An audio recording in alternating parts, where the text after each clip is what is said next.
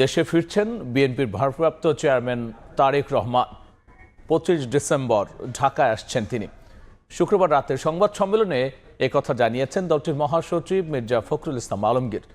তিনি বলেছেন, তারেক রহমানের দেশে ফেরার মাধ্যমে গণতন্ত্র উত্তরণের পথে যেসব বাধা আছে তা কেটে যাবে।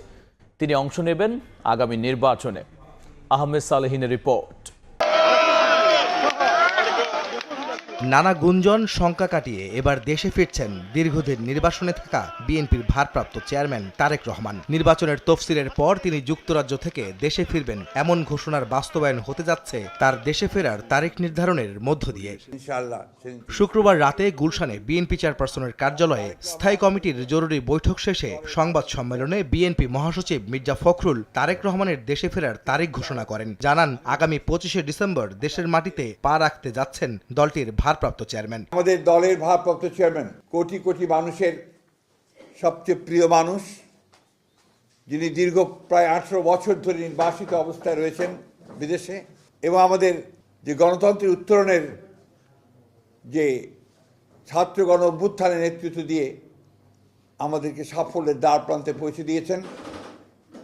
আমাদের সেই সংগ্রামী নেতা, এই দেশের গণমানুষের অত্যন্ত প্রিয় মানুষ জনাব তারেক রহমান, আমাদের দলের ভারপ্রাপ্ত চেয়ারম্যান, তিনি আগামী 25 ডিসেম্বর, আমি আবার রিপিট করছি যে আগামী 25 ডিসেম্বর তিনি ঢাকার মাটিতে আমাদের মাঝে এসে পৌঁছবেন।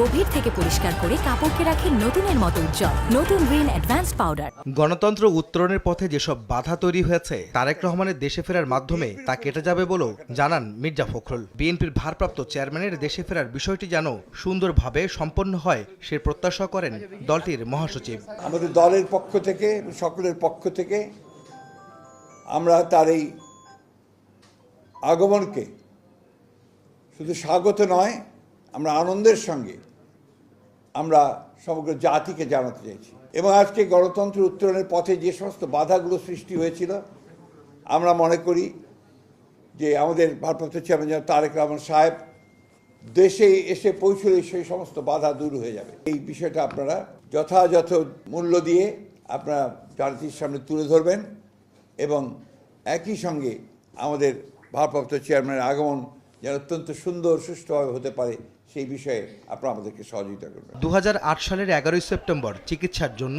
দেশ ছেড়ে যুক্তরাজ্যে যান বিএনপির ভারপ্রাপ্ত চেয়ারম্যান তারেক রহমান। আওয়ামী লীগ সরকার ক্ষমতায় এলে আর দেশে ফিরতে পারেননি তিনি। 17 বছর লন্ডনে নির্বাসনে থাকতে হয় বিএনপির এই শীর্ষ নেতাকে। আহমেদ সালেহিন, সময় সংবাদ, ঢাকা।